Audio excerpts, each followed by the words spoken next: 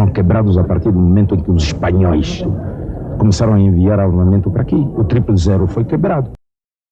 Talvez o encontro entre os dois presidentes venha nos salvar da catástrofe.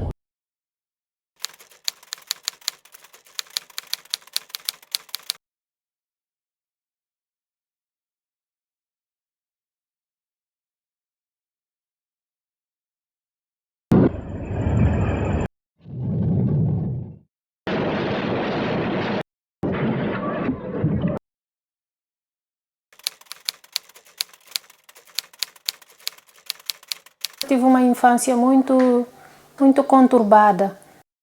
Meu pai era racista. Perdi 2 irmãos, 2 filhas. Eu fiquei virada do avesso.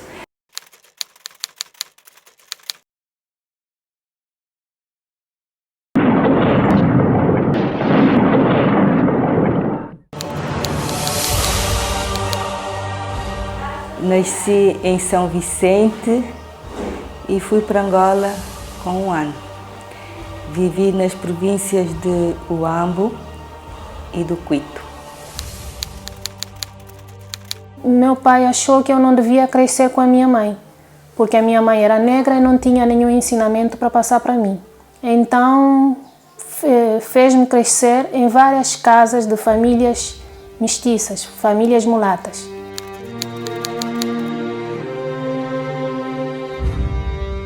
A minha infância foi uma infância feliz. Então, nós éramos 3 irmãos, vivemos numa casa grande, com grande quintal, portanto nós corríamos, saltitávamos à vontade, tínhamos um jardim bonito, animais, enfim, foi uma infância feliz até 75. Perdi todo o contato com a família por parte da mãe. Não faltava roupa, estudava, tinha bens materiais, mas o essencial, que era a família, afeto materno e outros tipos de caráter emocional, eu não tinha, porque aquela família onde eu estava a crescer não tinha nenhum laço parentesco comigo. As coisas foram se desenrolando, a guerra esporádica em outra cidade, até que em 1983, a grande guerra da cidade do Huambo me trouxe de volta para Cabo Verde. Chegou aos 16 anos, eu tomei uma decisão. Já me sentia mulher, sentia que já podia arranjar uma pessoa que me quisesse para poder me fazer mulher. Fugi de casa, fui para Malange. Quando cheguei a Malange, antes de ir para a casa do meu pai, passei na casa da tia e fui lhe dizer que eu já tinha saído de Benguela, já não voltava mais. Meu pai disse, olha, aqui em casa tu não vais ficar. Nós vivíamos numa vila fora da cidade e uma das filhas foi passar uns dias na casa de uma prima na cidade. Era uma pessoa de discotecas e boa vida. Então, para poder sair à vontade, levou-me para a casa da prima para ficar com o bebê. Foi onde conheci o pai das minhas filhas, cabo-verdiano.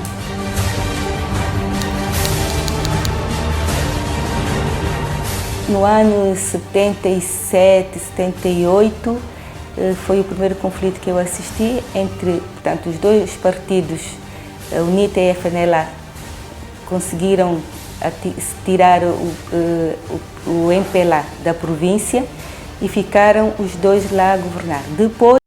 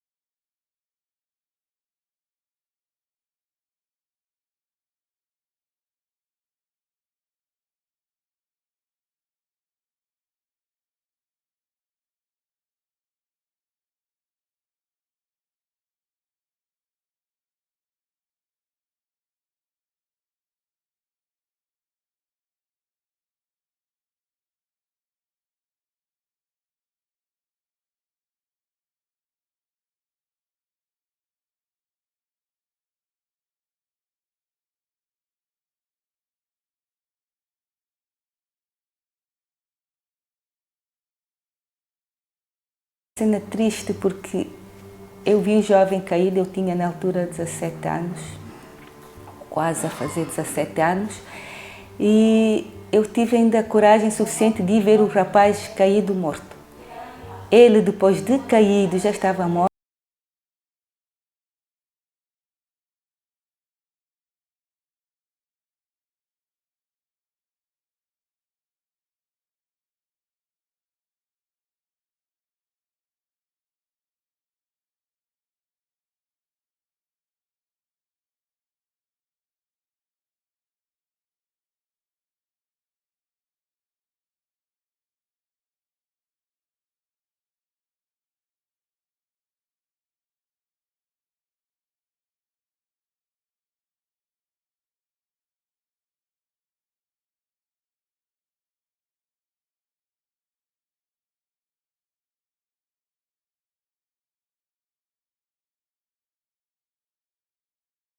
Podia ser atacado a qualquer hora, que ouvíamos na rádio, conflitos no interior, não sei o quê. Então a família, como tinha algum poder, foi para Benguela para fugir da situação de Malanje.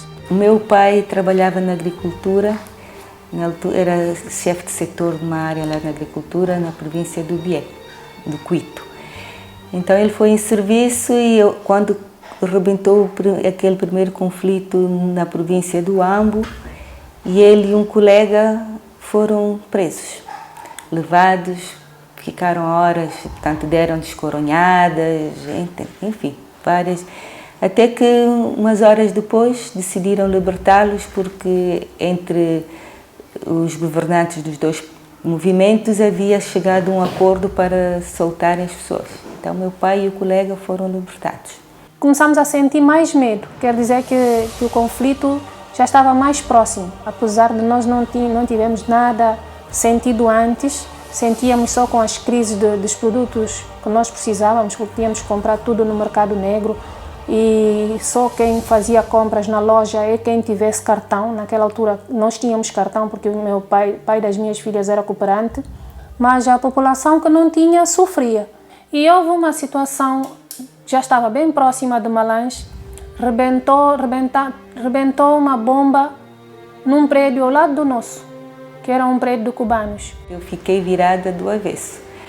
Perdi tudo que tinha, perdi a família, que era o mais importante, perdi 2 irmãos, 2 filhas, e a minha mãe foi em consequência da guerra.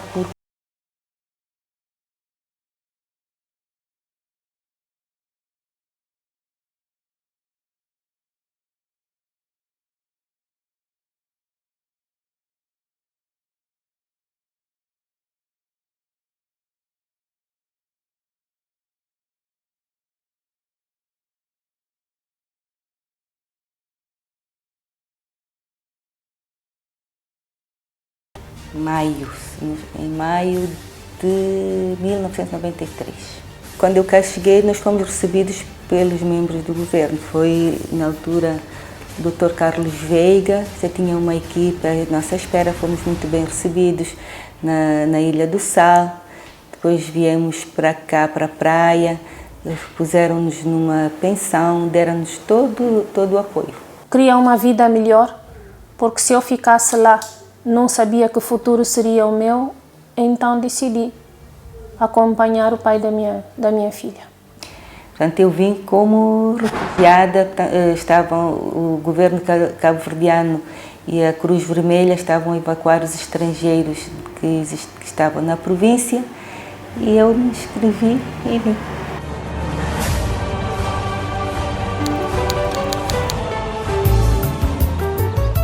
Quando chegámos cá em Cabo Verde, o pai da minha filha não tinha trabalho. Eu também não tinha habilitações para procurar trabalho e trabalhar. Eu vim a Cabo Verde, recomecei do zero. Para podermos manter o nível de vida e aquele dinheiro que tínhamos trazido para não acabar tão rápido, fomos obrigados a trabalhar em alguma coisa. Até há uns anos atrás foi muito difícil. Mas com o passar do tempo, quando eu tive a minha terceira filha, fui sentindo que tinha mais responsabilidades. Depois, quando os meus 2 sobrinhos vieram para cá. Portanto, eu já não tinha tempo para pensar naqueles problemas, porque tinha 3 crianças comigo que tinha responsabilidade. Levantava-me às 4 horas, fazia a massa dos pastéis e às 6 horas, às 5h30 começava a fritar os pastéis e às 6 horas eu punha os pastéis na rua, que era a hora que os habitantes iam passar. E o meu marido comprava caixas de cigarro, punha em casa e íamos vendendo. Ele vendia os cigarros e eu vendia os pastéis. Quando ele saísse, ou quando já eu acabasse de vender os meus pastéis, ia vendendo também cigarros, juntamente com ele. E assim conseguíamos ter qualquer coisa para comer. E assim o tempo foi passando, até que um dia eu conheci uma belíssima doutrina, a doutrina do racionalismo cristão, que eu fui estudando, fui me esclarecendo, fui aprendendo o que é que eu sou neste mundo e assim a minha vida mudou e hoje aqui estou firme porque sei que a morte não interrompe a vida. O dinheiro ia entrando porque naquela altura o negócio não era tanto como agora, muita concorrência, havia pouca concorrência, então os meus pastéis davam para alimentação e o dinheiro dele dava para comprar alguma outra coisa extra e ainda para guardar. Em 1990, quando viemos, já não tinha habilitações, mas em 92 já tínhamos uma vida mais ou menos evoluída, de acordo com o meu trabalho e o trabalho dele. Eu decidi também estudar. Quando lhe pedi para estudar, ele disse-me que não ia pagar a escola porque eu ia apenas fazer passagem do modelo. Sabia que eu podia estudar, tinha capacidade, mas ele não sabia o que ia dentro de mim. Eu insisti. Acabou por me fazer experiência de me pagar uma disciplina. Eram 9 disciplinas daquela classe que eu queria estudar e ele pagou-me uma disciplina. Passei. No ano seguinte, ele viu que eu passei de classe, resolveu pagar mais uma disciplina por experiência. Fiz a disciplina. No 3º ano, a mesma coisa, uma disciplina. Então, acabei por decidir ir morar sozinha e trabalhar. Fui aguentando, foi depois então que a situação já não permitia quando me separei. Separei-me agora definitivamente. Consegui ultrapassar todas as minhas dificuldades porque eu sempre fui uma pessoa contida. Consegui ser professora, não parei de estudar, continuei, fiz o 7º ano, já tinha só o 5º quando fui ser professora. Depois fiz o 7º ano e depois fiz o 12º, fui progredindo na carreira, fui ganhando um pouquinho mais. A vida lá era mais fácil. Também, como criança, não tinha muitas dificuldades, né? Os meus pais é que sabem das dificuldades que tinham. Mas depois que me tornei adulta, que formei-me, trabalhava, eu tinha a minha vida organizada. Portanto, boas lembranças, tirando aquelas de guerra, daqueles conflitos que vocês sabem que guerra sempre deixa marcas, e marcas muito profundas. De Angola tenho muitas lembranças, de Malães primeiro, porque é lá que eu cresci a minha primeira infância até os 10 anos. Morava na Kizanga, eu assaltava os pomares dos vizinhos, porque a Kizanga é uma zona rural, todas as casas têm pomares. Comeu funge no fim de semana, às vezes de manhã cedinho, não tem pão e comer funge, sinto muita saudade. Depois fui para Benguela, morávamos na cidade, não tinha pomares, era totalmente diferente daquela realidade de Malães. Mas também foi bom porque íamos muito a Baía Farta, Baía Azul, Caotinha, Santo Antônio, Praia de Santo Antônio. Uma amiga minha, que é minha comadre, viajou para Angola e, por sorte, por coincidência, encontrou-se com um dos meus irmãos, que ela era minha vizinha lá, e ele perguntou se não sabe onde é que eu vivo aqui em Cabo Verde, o que é feito de mim. Então ela disse que vive perto de mim, tem notícias e me trouxe uma carta. Em 96 fui para Angola. Foi difícil encontrar a casa porque a carta só me dava endereço de um lugar onde eu tinha que chegar àquele lugar. Agora, chegar à casa não tinha nem número de casa, nem número de rua, não sabia como. Mas quando eu cheguei naquele lugar, entrei para a população e fui procurando mulatos. Fui procurando mulatos, encontrei uma criança na rua mulata e perguntei, tu és filha de quem? Ela disse, eu sou filha do fulano, que era meu pai. Sou filha do fulano. Ah, és filha do fulano, onde é que tu moras? E ela foi mostrar, a criança foi mostrar a casa. Quando levou-me para casa, aí consegui matar um pouquinho de saudade, fiquei um mês com a família, depois regressei. E daí já nunca mais perdi o contacto, nos falamos sempre até hoje. Pelo facto de eu querer voltar para Angola, por isso decidi agora entrar para o curso para poder voltar com melhores capacidades, para não ter que ser subjugada por ninguém. Então estou-me a formar, daqui a 2 anos eu termino, se Deus quiser, não tenho nenhuma cadeira em atraso, nem pretendo deixar, voltar com capacidades, pretendo sim. Cabo Verde para mim é uma escola, é uma formação contínua. Viver com pouco dinheiro e chegar aos 30 dias, fim do mês, para poder receber outra vez, é uma luta que só quem vive sabe. Sou professora, não tenho outro meio de vida, portanto vivo do meu salário, não tenho renda para receber. Eu ganho 46 mil escudos, o banco tira 24 e eu fico com 22. Portanto, nem 1000 escudos por dia dá. E nesses 22 mil escudos, eu tenho que comer, tenho que vestir, tenho que pagar água e pagar luz. Portanto, eu tenho que saber. Então, eu tenho que me educar para poder chegar viva até o fim do mês. E eu não só, com os parentes, meus filhos e minhas necessidades e meus prazeres, que de vez em quando tenho atividades que eu tenho que participar.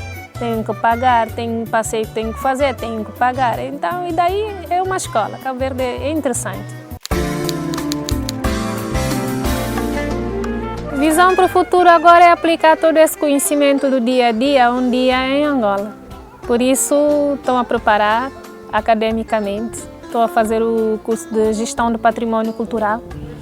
Tem a ver com as culturas, tem a ver com o dia a dia das pessoas. Penso um dia chegar em Angola e trabalhar numa das câmaras a nível de cultura.